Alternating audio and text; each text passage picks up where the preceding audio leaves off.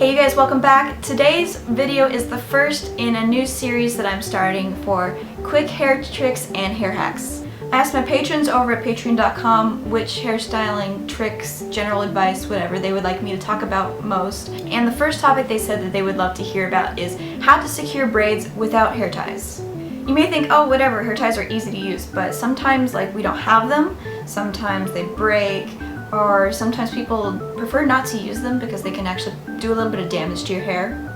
So when I'm hairstyling and I don't want to use elastics for whatever reason, these are the two things I do. The first one is for smaller braids, second one is for quick, larger braids just to get your hair out of the way. You've actually seen me do the small braid one a few times in my tutorials already.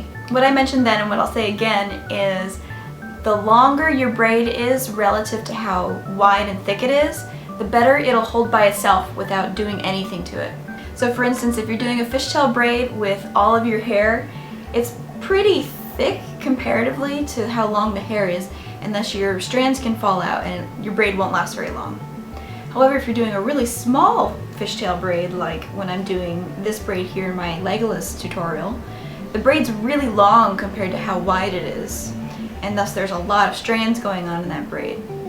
So when I let go of this, there's a little bit of unbraiding near the ends, but it holds ultimately, and it holds for days. The reason that happens is because our hair isn't completely smooth. It's actually got a lot of these little tiny scales all over it, and those scales create friction when two strands are right next to each other. So if your braid is longer, it'll have more strands crossing over each other, which means more chances for friction, which means the braid holds better.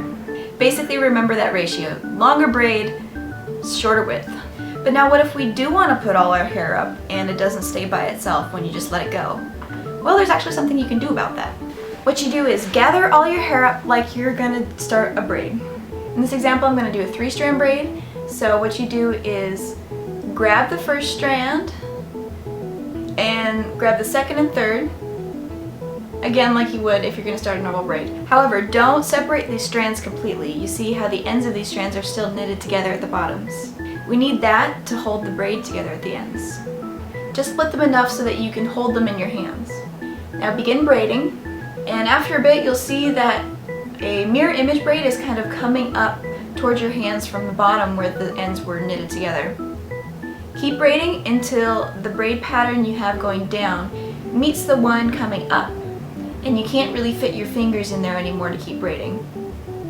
Then make a hole between the strands and flip the ends of the hair through that hole. Again, you're relying on the friction of the ends to hold everything together. This will work with lots of different kinds of braids. You can do a 3-strand braid like I just demonstrated. You can do 4-strand, 5-strand, fishtail. The only one that I found that doesn't really work is a rope braid.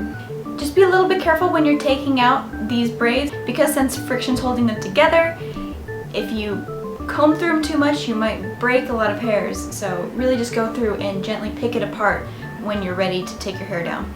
Alright, that's it for today's quick tricks and tips. If you have any other ways that you secure braids without hair elastics, comment below in the comment section and tell others about it. Thanks for watching, and see you again next time.